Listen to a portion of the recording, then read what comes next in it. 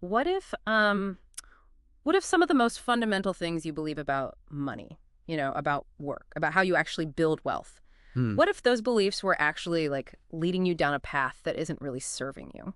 Yeah, it's a pretty confronting question, isn't it? It really is. But look, it's exactly the kind of deeply ingrained assumption we're here to challenge today. Welcome back to the deep dive. Our mission, as always, is to dig up those surprising nuggets of knowledge, things that can fundamentally shift your perspective, really, and give you that shortcut to being truly well informed. And today we are taking a truly insightful deep dive into a really foundational text in modern financial education, Robert Kiyosaki's Rich Dad, Poor Dad.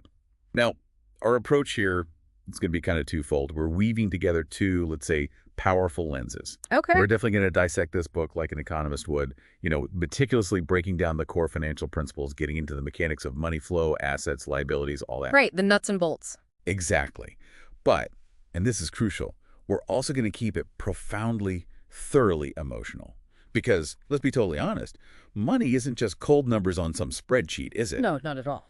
It's deeply personal. It touches our deepest fears, about scarcity, our biggest hopes for freedom, our fundamental need for security, and, well, our dreams for the future. Yeah, Understanding that emotional landscape of money is just as vital as understanding the mechanics. absolutely. And I think the enduring appeal of Rich Dad, Poor Dad, what makes it resonate with so many millions of people, is that central narrative device he uses, the story of two fathers. Hmm. So on one side, Kiyosaki introduces us to his biological father, the poor dad.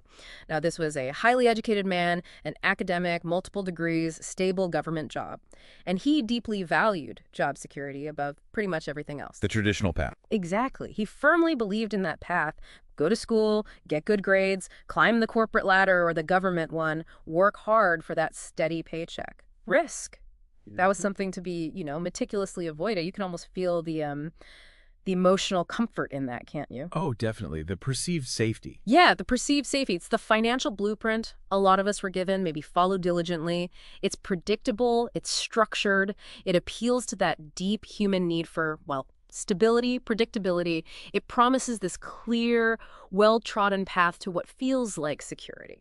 Right. Even if that security maybe comes at the cost of genuine financial freedom down the line. Precisely. And then you have this dramatic contrast. Hmm. The rich dad. This was Kiyosaki's best friend's father. Now, remarkably, this guy was a high school dropout. Quite the difference. Huge difference. Yet he was this shrewd entrepreneur and astute investor. His whole philosophy was basically the polar opposite of the poor dad's. His focus was squarely on acquiring income-generating assets, on making money actively work for him instead of him endlessly working for money. And from that economist's perspective we talked about, this is where the book starts getting really counterintuitive, right? It challenges that conventional wisdom. Totally. Most of us, we're conditioned to just maximize our earned income, our salary. We think, okay, bigger paycheck equals more wealth. Simple. But Rich Dad profoundly suggests, no, it's the income from assets, from capital, working for you. That's the real engine of wealth building. That requires a real mental leap, though. Oh, absolutely. The emotional leap required is significant. It means, maybe letting go of that familiar, seemingly stable path for something that, on the surface anyway, looks way riskier, much less certain. It demands a completely different way of thinking about your relationship with money itself. Yeah, it's moving from that comfort zone of employment Right. to the inherent uncertainty, but also the potential liberation of ownership. And that right there, that really is the core premise Kiyosaki builds the whole book on, isn't it? Through these two, profoundly different philosophies, he powerfully reveals that your financial destiny, it isn't primarily defined by how much you earn, or even by your formal schooling, your degrees. Yeah, not the credential. No. Instead, it's shaped by something far more fundamental. Yeah. Your financial education, the specific mindset you cultivate around money, and the behaviors you'd consistently show with the money you actually have. And this is where that emotional journey really kicks in for you, the listener. You start unpacking this idea that financial freedom isn't just about how much you earn. It's fundamentally about how you think and how you act with your money. Hmm. It's a total reevaluation of your relationship with money, really. It challenges you to ask, am I just chasing income, week after week, or am I actively building lasting wealth? So let's dig into probably the most famous, most impactful line from the whole book. The poor and the middle class work for money. The rich have money work for them. Right. Wow. That's a statement that, for so many people, it represents this huge shift in perspective, a real paradigm change. It really is. It suggests that the whole direction of your financial energy, that's the ultimate decider of your wealth. Exactly. And Kiyosaki, he sets the stage for this really powerful concept with this vivid story from his own childhood. He talks about being 9 years old, full of ambition. And he and his friend Mike, they desperately wanted to get rich, Like kids do. right? And Mike's father, who becomes the rich dad, he gave them this early, incredibly blunt lesson. He didn't just hand them cash. He offered them a pretty painful truth, actually. Hmm. He basically explained that if your only purpose in life is to work for money, you become its slave. Money, in that scenario, it becomes kind of an illusion, this phantom target you're endlessly chasing, trapping you in what he famously called the rat race. Ah, yes, the rat race. He actually had them working for like pennies an hour just to demonstrate that feeling of being exploited and to really hammer home the need to escape that cycle. And from an economic standpoint, Mm. the rat race is such a powerful metaphor, isn't it? Yeah. It perfectly describes that perpetual cycle where people earn income Mm. mainly just to cover their ever-rising expenses. Yeah, the lifestyle creep. Exactly, lifestyle creep. It creates this treadmill effect. Yeah. Your income goes up, maybe you get a raise, but so do your costs, your perceived needs, and it just ensures you stay financially constrained. Yeah. You're constantly striving, but never really accumulating wealth or breaking free. You can almost feel that, can't you? That gnawing feeling of working harder and harder month after month, year after year, Mm-hmm. only to find you're still just struggling to keep pace. Watching your hard-earned money just vanish as quickly as it comes in. Yeah, that profound sense of being trapped, despite all your effort, despite maybe having a really good work ethic. Yeah. That is the true emotional weight of the rat race. It really is. You're trading your most valuable, totally finite resource, your time, for something that feels like it's constantly slipping through your fingers. Yeah. It leads to exhaustion, a creeping sense of, like, what's a point? Yeah, futility. It's that realization that just earning more isn't the answer if the underlying system, how you spend and save, isn't fundamentally changed. And that's exactly where the rich, according to Kiyosaki, dramatically diverge in their approach. Instead of just working for money, directly trading time and labor for a paycheck, they prioritize acquiring or creating assets, things that generate income for them. Think about the profound difference that makes. It's huge. Imagine a business that runs efficiently, generating consistent profit without needing your constant direct day-to-day labor. Right, or like he talks about a property that yields reliable rental income every single month. Exactly. That money flows into your accounts whether you're actively working that day or maybe you're on vacation or even while you're sleeping. It's a radical shift from purely linear income to, well, exponential potential. And the contrast becomes so stark when you look at how many people in the poor and middle class typically respond to financial struggles. Absolutely. Yeah. Their immediate, almost instinctive reaction when they feel a pinch or just want more is simply to work harder and longer. Yeah, pick up extra shifts, take on more clients. Pursue another degree, hoping for a higher paying job, commit to more overtime. And look, while that can definitely give you a temporary income boost, Sure. Kiyosaki argues it doesn't fundamentally question or change their underlying relationship with money itself. It just perpetuates the cycle. It deepens their entanglement in the rat race instead of offering an escape route. So it often leads to that deep exhaustion, burnout, and just frustration because the basic financial equation hasn't actually changed. Precisely. Yeah. You're still trading your precious finite time for money, often at a, frankly, diminishing emotional return, without ever building anything that generates wealth independently of your direct effort. So the fundamental shift here, the thing Kiyosaki really hammers home, is moving away from perpetually trading your finite time and labor for direct income to intelligently leveraging money or assets to generate income independently, building streams of income that don't depend solely on you showing up every day. Which raises that crucial introspective question for you listening right now. Are you primarily building assets? Things that will diligently work for you, accumulating value, generating income, even when you're not actively engaged? Or are you mostly just trading your most valuable resource, your limited time, for a paycheck that maybe just barely covers your rising expenses, leaving you feeling perpetually behind? It's about more than just earning. It's what you earn, how it's earned, and crucially, what you do with it once it's in your hands. Which brings us right to that foundational principle of wealth building Kiyosaki champions: financial literacy, specifically understanding the true nature of assets versus liabilities. Yes, he puts it so simply, yet profoundly. It's not how much money you make, it's how much money you keep. And this is where the economist lens really comes in, by rigorously defining these core financial terms that, honestly, many people commonly misunderstand or misapply. Yeah. It's all about the direction of cash flow. This is such a critical distinction, isn't it? And it's one that often causes a lot of head scratching when people first encounter Kiyosaki's ideas. He really drills down on assets versus liabilities, challenging the conventional definitions. He really does. So let's define them clearly from his perspective. An asset in Kiyosaki's world is anything that puts money in your pocket. Period. Simple as that. Think of it not just as something valuable, but as a consistent financial pipeline delivering cash to you. The sources give great examples. Stocks that pay regular dividends, generating passive income. Rental properties bringing in monthly rent checks, hopefully covering expenses and providing profit. Or a business that generates profits and can even run itself with minimal direct involvement from you. These are things that, once you acquire them, keep providing an income stream. They actively contribute to your wealth. And conversely, a liability in Kiyosaki's framework is anything that takes money out of your pocket. It's like a leak in your financial bucket, right? Or a siphon just steadily draining your cash. Good analogy. Common examples he uses. A mortgage on your main home, car loans, ongoing personal expenses like high credit card debt. From a purely economic cash flow view, the distinction is totally unyielding. It's solely about whether money is flowing into your accounts or out of them as a direct recurring result of owning that thing or obligation. It's a simple definition, but so powerful. It really cuts through a lot of conventional wisdom, doesn't it? It forces you to reevaluate what we traditionally think of as valuable.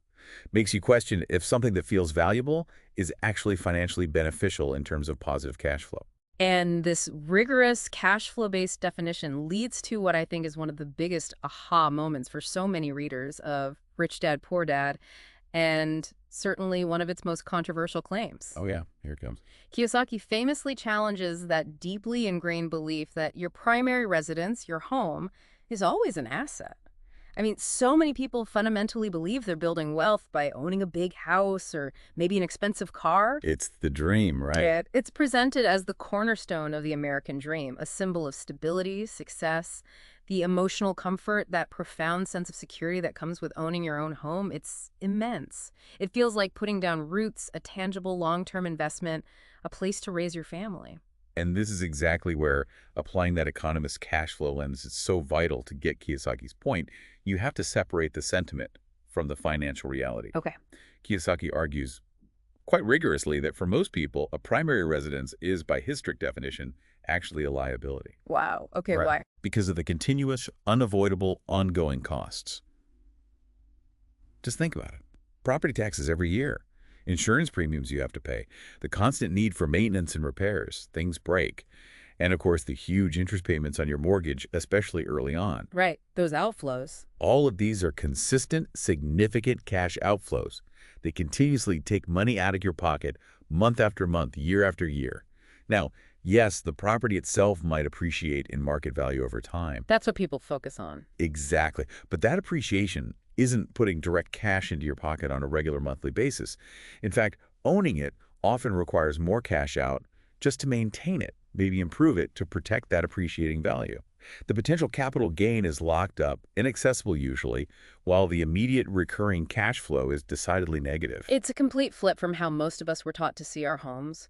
The societal pressure, that feeling of security, it's incredibly powerful, almost like a cultural rule. It really is. But Kiyosaki pushes us, forces us really, to look past that strong emotional comfort and the perceived security to the stark financial reality of its actual cash flow impact. He's not saying, don't own a home. He's challenging our definition of it as an automatic asset. So then when does a house become an asset by his definition? It's when it actively starts generating income for you. Maybe you rent out a room, or the whole place becomes a rental property where the rent you collect reliably exceeds all the expenses, the mortgage, taxes, insurance, maintenance, everything. It has to consistently put money into your pocket. Got it. The cash flow has to be positive. That, for Kiyosaki, is the absolute key differentiator. That's the line in the sand between something that drains your finances and something that builds them. An income-generating engine. So the key takeaway from this whole asset and liability distinction, really the cornerstone of the whole book, is that you need to diligently accumulate those income-generating assets while rigorously minimizing the cash-draining liabilities. That's the foundation for long-term sustainable wealth. Exactly. And it's not just about numbers on a balance sheet. It's about fundamentally shifting your entire financial foundation, moving from a state of constant, inevitable outflow to one of growing, consistent inflow.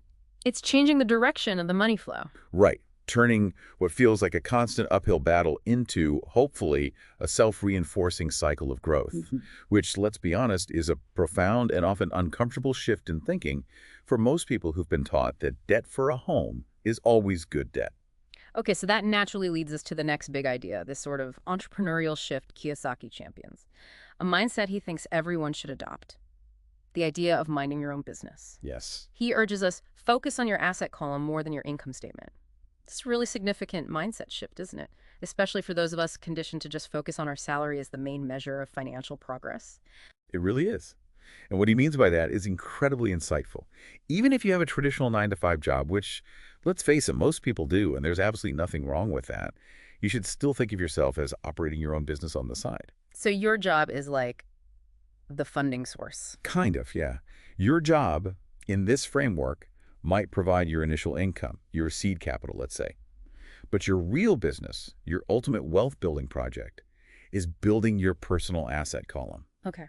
The strategy here is to make a conscious, disciplined, consistent effort to divert a good chunk of that income from your job to actively acquire and build your personal income-generating assets. It's not about impulsively quitting your job tomorrow. Right. It's a strategy. A fundamental strategic shift in where your financial focus and energy really lie. Yeah. It's about working for your assets, ultimately, not just for your salary. So practically speaking, what does that look like? Building that asset column. What are some real-world examples for you, the listener? Well, it could mean intelligently investing in income-generating real estate, right? Yep. Even starting small, maybe a duplex, a single rental unit. Okay. It could involve developing intellectual property, maybe writing a book that generates royalties, creating software that earns subscription fees, inventing something that gets a patent and brings in revenue long after you do the initial work. Passive income ideas. Exactly. Or, for many, it means building a diversified portfolio of investments, dividend-paying stocks, maybe some income-generating bonds, or even investing in a promising startup business. The crucial point is that these assets, once you acquire them, are designed to work diligently for you. Generating income even when you're busy with your day job. Right. Building value while you're out living your life. That's the goal. So this is the critical distinction he keeps hammering home. Yeah. Your job mainly earns you income, often tied directly to the hours you put in. It's linear. Mm-hmm. But your business, meaning that conscious, strategic effort to relentlessly build your personal asset column, that's what truly builds exponential wealth and ultimately delivers financial freedom. That's the engine. Absolutely. And emotionally, this provides such a profound sense of control and agency, doesn't it? Something many people really crave. Totally. You move beyond just being an employee, maybe perpetually trading your precious time for someone else's profit, building someone else's dream, Right. to actively shaping your own financial future. It's about building something tangible that belongs to you and works for you, not just for your employer or, the tax man.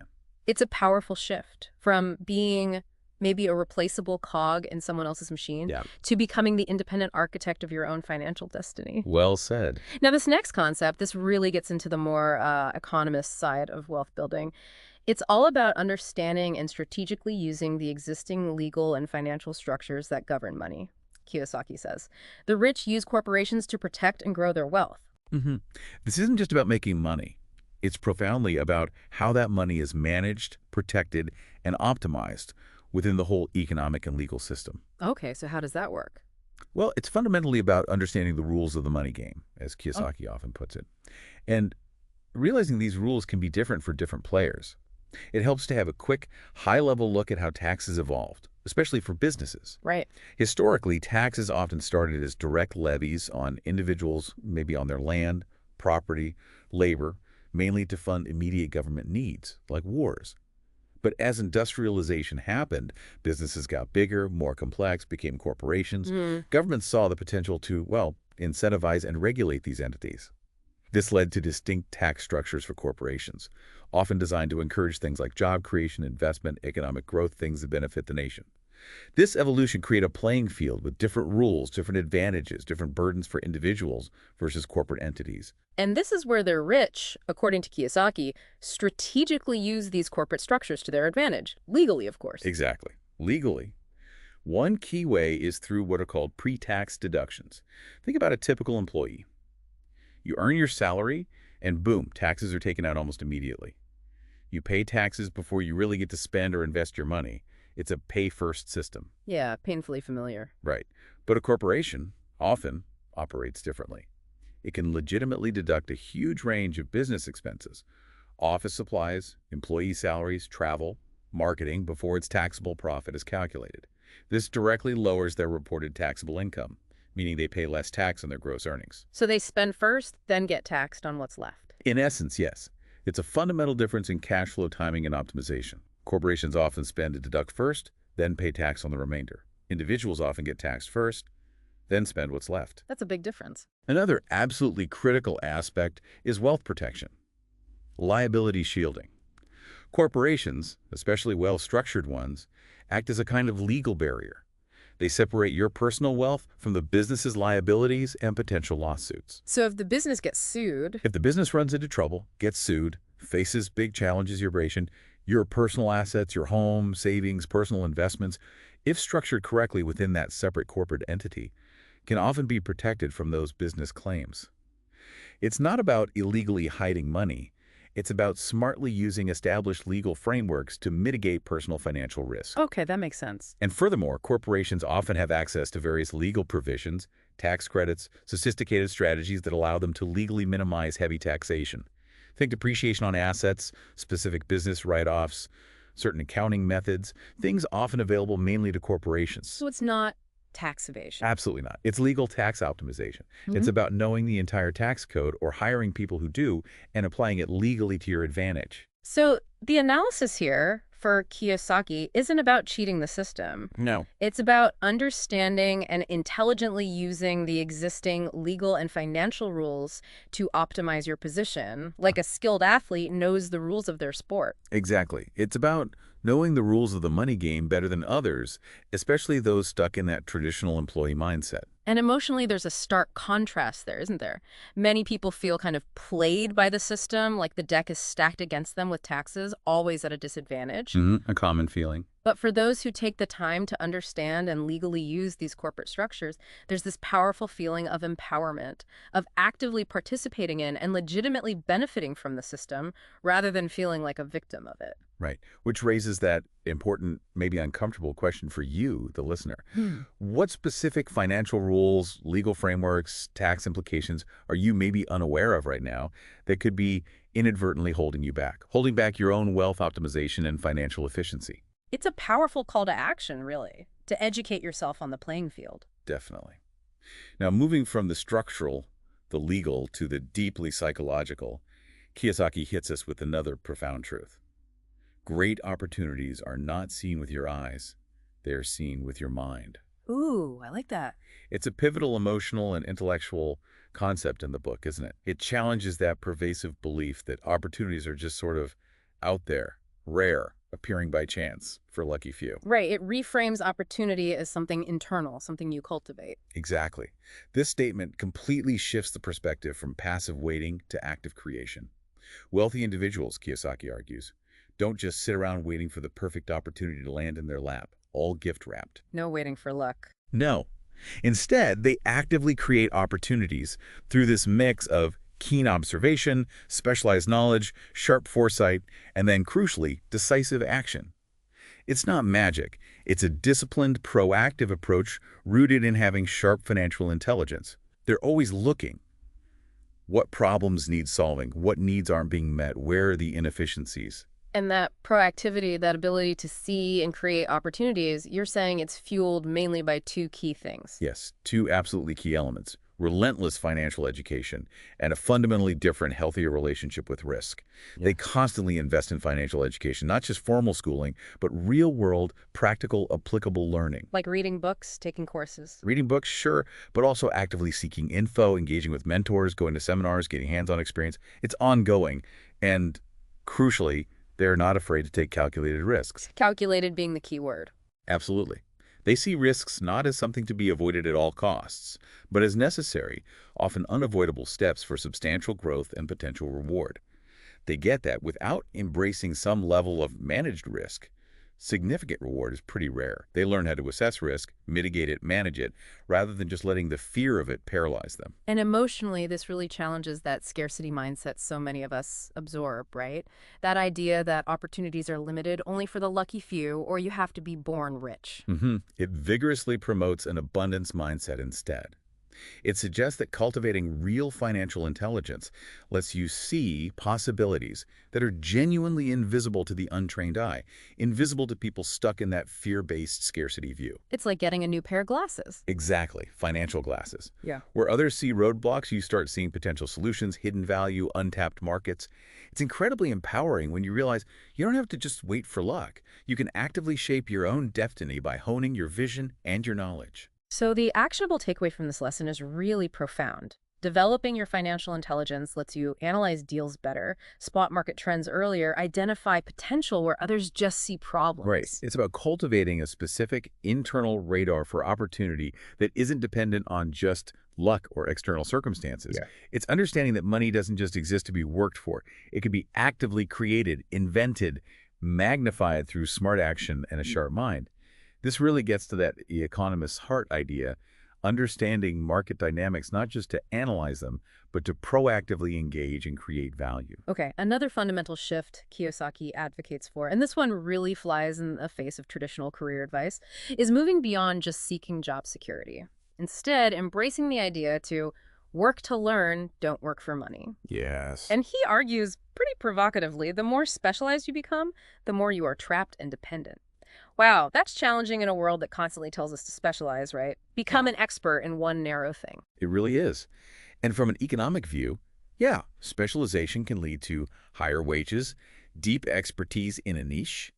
But Kiyosaki rigorously highlights the potential downside, specifically in the context of genuine financial independence and long-term resilience. What's the downside? If your entire skill set, your whole economic value is tied up in one very narrow specialized role or industry, you become incredibly vulnerable, dependent on that specific role or the health of that specific industry. Right, like putting all your eggs in one basket. Exactly. If that industry shifts, has a downturn, or maybe your specific role gets automated or becomes obsolete, which is a very real concern today with AI, and tech changes your entire earning power, your financial security can just evaporate with shocking speed.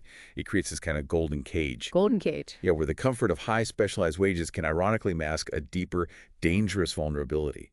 It significantly limits your entrepreneurial freedom, your ability to adapt to unexpected market changes. You're totally dependent on someone else continuing to value your very specific narrow skill. Okay, so instead of relying solely on that one specialized income stream, Kiyosaki passionately argues for acquiring a broad, diverse set of financially relevant skills.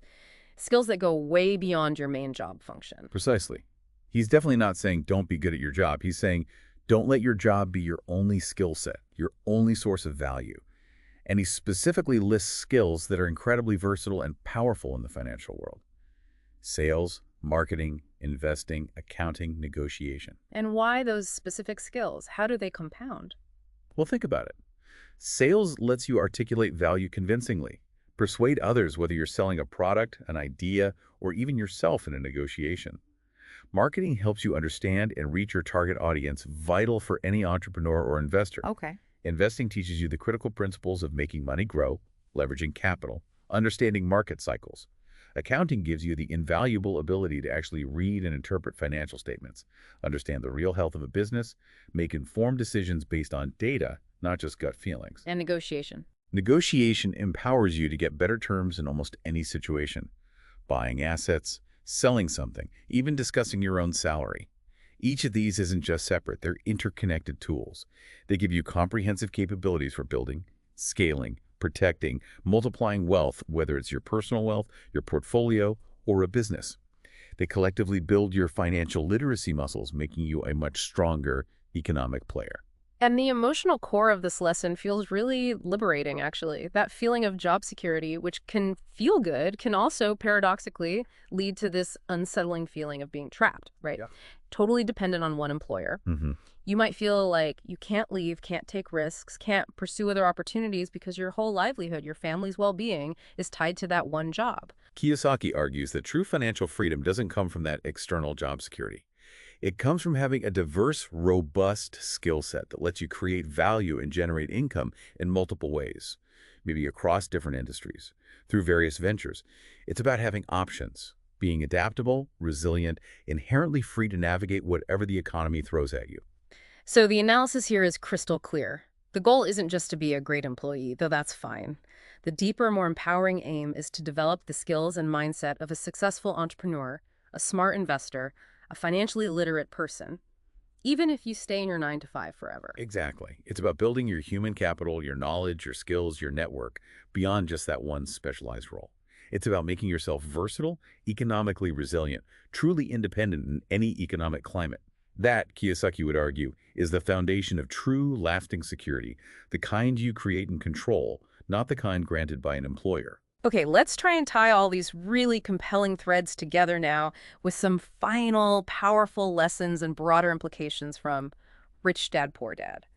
One of the biggest takeaways, and maybe the hardest for a lot of people, is about overcoming those internal blocks, the psychological barriers that stop us from taking action. Yes.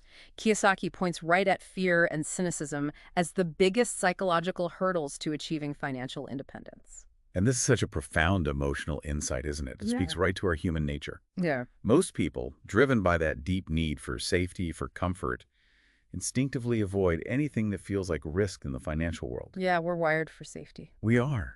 And in doing that, they often inadvertently trap themselves in situations that are less desirable, often financially constrained.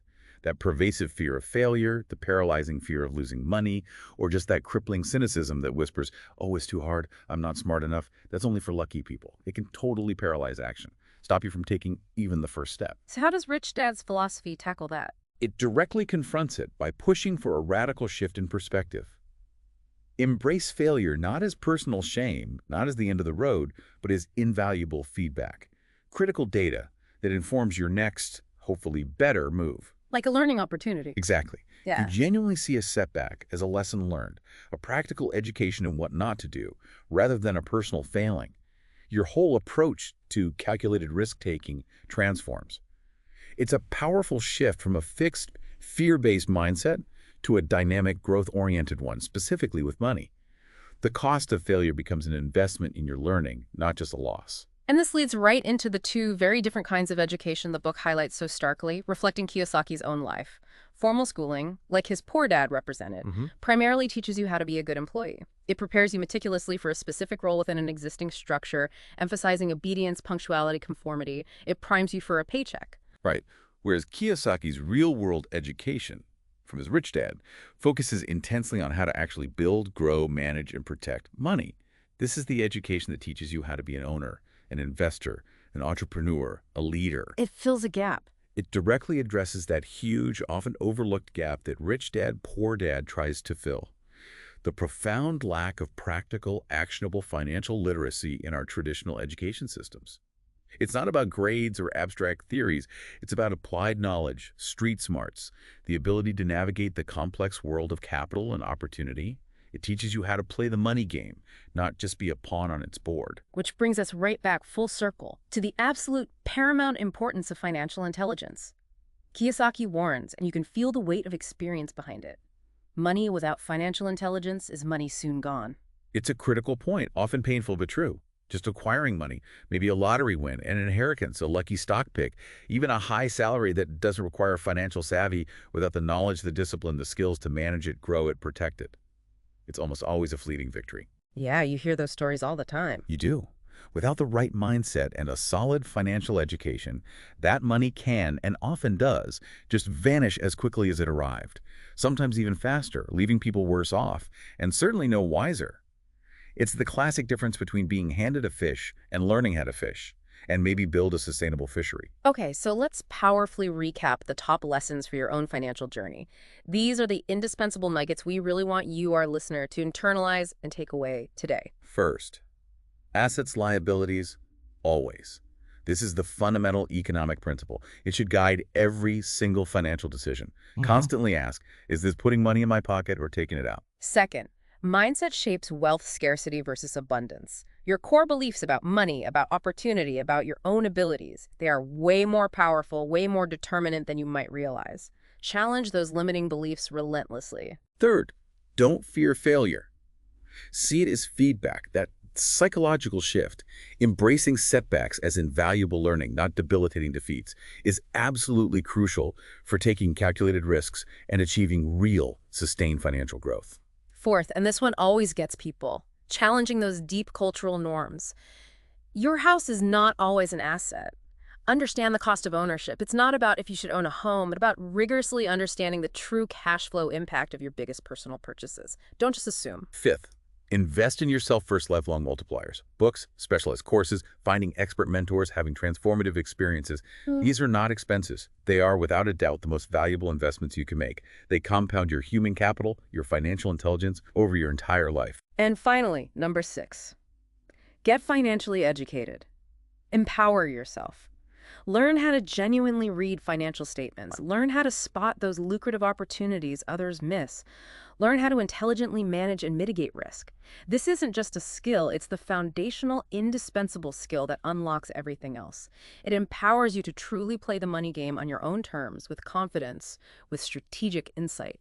So we've taken this deep dive into the profound lessons of Rich Dad, Poor Dad, really trying to blend those core economic principles, cash flow, assets, liabilities, with the equally crucial emotional and psychological side of building wealth. Yeah, it's been quite a journey. It has. It urges us to shift from just working for a paycheck to intelligently understanding how money can actually work for you, and realizing how your own mindset is often your most powerful asset, or maybe your greatest liability. Which leaves us with this provocative thought for you, the listener. Something to really mull over, maybe even act on. What single deeply held belief about money? Perhaps something you've been taught your whole life by people who meant well, but were maybe financially constrained themselves. What belief might you need to courageously challenge to truly shift your financial destiny? And following on from that, what single, small, but decisive step could you take today? Maybe it's picking up that book on investing you've been meaning to read. Maybe it's signing up for a basic accounting course online. Maybe it's just starting to track your cash flow more diligently. What one step did you take today to invest in your own financial education and begin consciously building your asset column? Because that journey to genuine financial freedom, it doesn't usually start with some grand gesture, does it? No, rarely. It often begins with a single informed step. Often it's a mental one first.